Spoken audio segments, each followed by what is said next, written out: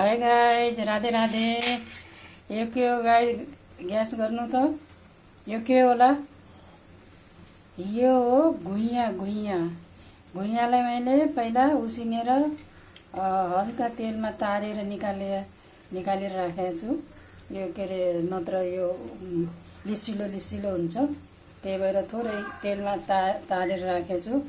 अनि यो मेरो मसला, यो धनियाँ पत्ता भयो।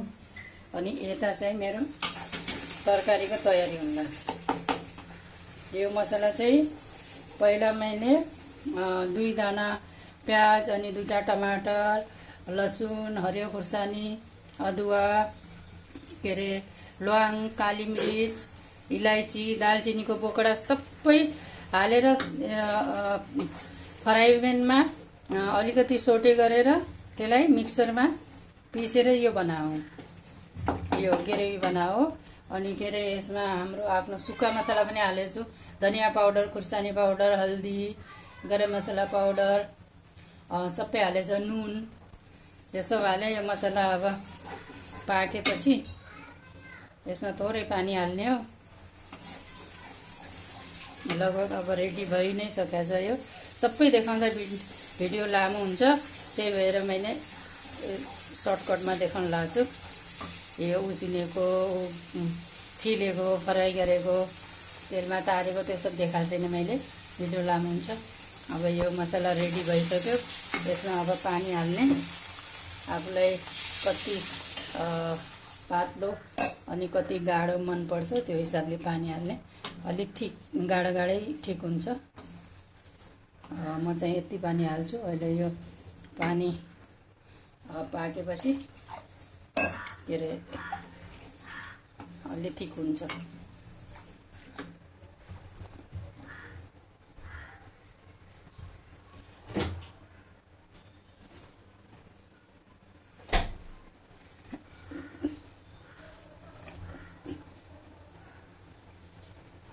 पाक्नु लाग्छ गाइज। अब यसमा यो त गुइँया हो नि त, यसले त गलो हान्छ, कोक्काउँछ।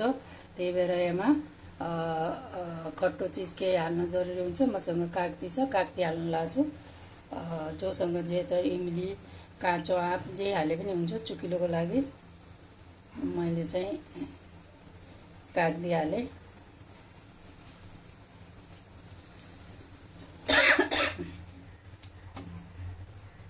अब यसमा उबाल आइसकेपछि हामीले जो यो तरेर राखेका छौँ गुइँया, पुडेलु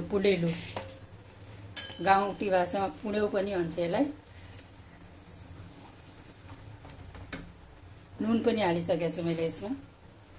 सबै मैले हालेको देखाएको छैन गाइस, भिडियो लामो हुन्छ, त्यही भएर सर्टकटमा देखाउन लाग्छु।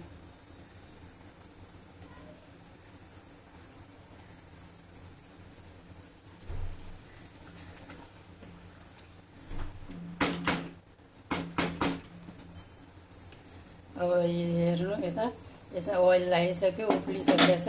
अब हामी यसमा यो हाल्छौँ है, यो दुध तारेर राखेको गुइँया छ नि, त्यसलाई हालिदिन्छौँ। लगभग यो रेडी भइसक्यो। अब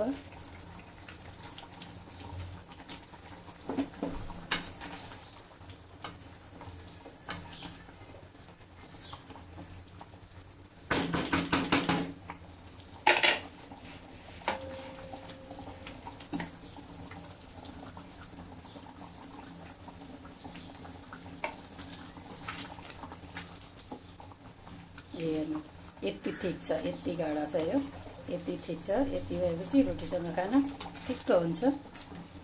भातसँग खाने भएपछि भातसँग पनि खान सकियो, रोटीसँग खाने भए रोटीसँग पनि खान सकियो। ज्यादा त्यो रोटीसँगै ठिक लाग्छ।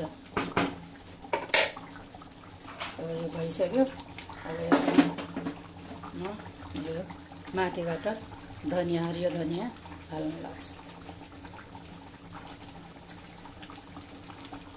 यसरी अब भइसक्यो। म ग्यास बन्द गरिदिन्छु। मेरो गुइँयाको तरकारी रेडी भयो। हेर्नु, वाउ, कस्तो राम्रो देखिएको छ नि। वाउ।